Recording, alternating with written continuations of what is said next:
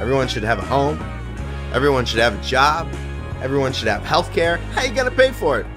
Nationalization of natural resources. That's how we're gonna pay for it. We don't pussyfoot around it. That's what we're gonna do. And I'm excited about CPI because they just say it in a 4-point plan. You can go to our website, it says it right there. The CPI is doing its best to help people to come back to that understanding. Since June of 2021, CPI has accomplished a great deal. When Alex Saab was extradited to the United States, CPI organized an emergency last-minute protest in support of Venezuela. The protest was held in Times Square in New York City, and Nicolas Maduro, the president of Venezuela, mentioned it in a speech several hours after it happened. Yeah.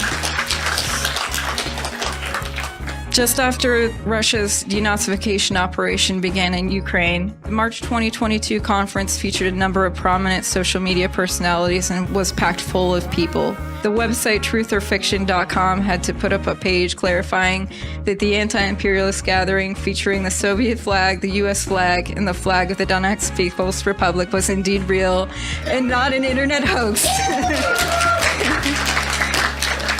On February 19th, CPI was an official sponsor of the biggest anti-war protest in Washington, D.C. in almost 20 years, and we were honored to participate.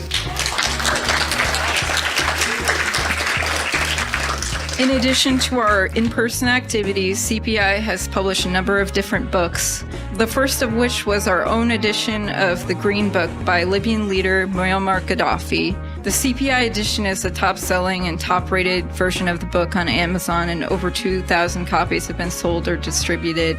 CPI published Kamala Harris and the Future of America. The book was widely reviewed in not only U.S. publications, but in print magazines in the UK and India. One key aspect of the Center for Political Innovation has been exposing the synthetic left. The CPI book, BreadTube Serves Imperialism, which revealed the relationship of certain pro-imperialist synthetic socialist internet personalities in the relationship they have to the U.S. intelligence apparatus, was the top-selling book on Amazon in the anarchism category for over 2 weeks. The book inspired and laid the basis for investigative journalism done by Grey Zone that revealed further links to the intelligence community, including direct funding of Abigail Thorne, also known as Philosophy Tube, by the British royal family and MI6 linked foundations. As a hilarious bonus, that project, dedicated to giving unvaccinated people a voice, was funded with a grant from the Open Society Foundation,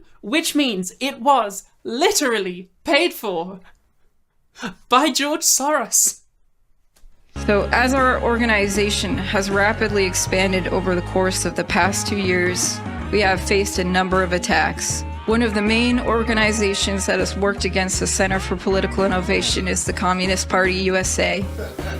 Ironically, yeah. Because CPI largely does the kind of educational work that the Communist Party fails to do. It is a well-documented historical fact that the Communist Party USA has been under the control of the FBI since at least 1958, if not earlier. Boris Child is a top FBI informant inside the Communist Party National Board, received the Presidential Medal of Freedom for his work controlling the Communist Party and using it to feed disinformation to the Soviet Union. The details of Operation Solo are now public record. The Communist Party, despite having a huge amount of money and property, does very little other than campaign for Democrats. The Communist Party was so threatened by CPI that they published a scathing hit piece full of lies and waged an obsessive year-long internal campaign against CPI.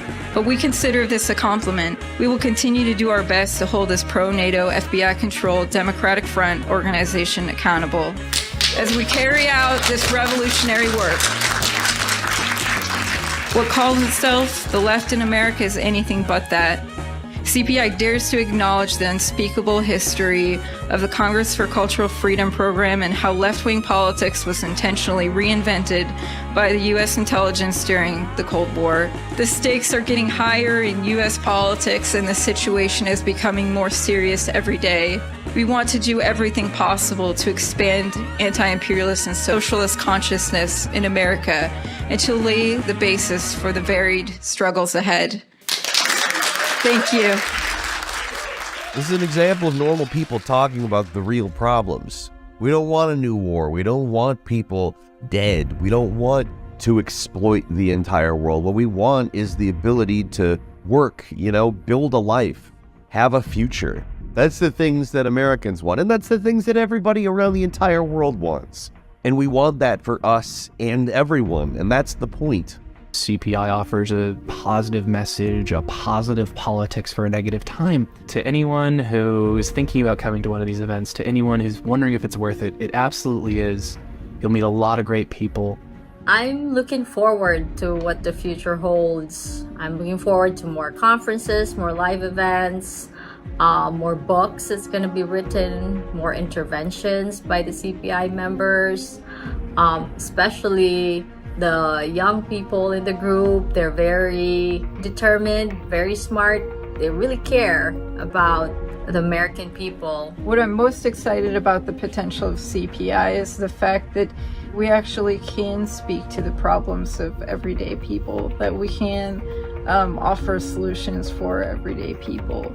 And most of all, being able to bring people in to have an understanding themselves. We can give them the tools to be able to do that. And also, not everybody needs to be an expert in everything, but we empower people. We can talk all day about socialism and revolution and how we have the correct idea, how if only we were in power, everything would be perfect. But at the end of the day, you have to have a roadmap toward moving ahead, and that means a united front. We need to be serious about this. The time for just being on the internet and proclaiming that you're the most revolutionary, you're so revolutionary, the time for that is over. It's about moving ahead and building real concrete organizations. People don't care. If you just get on the internet and ramble about communism, no one cares. But if you build a real organization, you do educational conferences to really show people the truth, you stage anti-imperialist demonstrations, you build a real community, that scares the ruling class. And they want to stop that. They want to nip that in the bud. And that's why they've come after us so viciously. But we just keep going. And we have a lot of very good, dedicated people who aren't going to budge.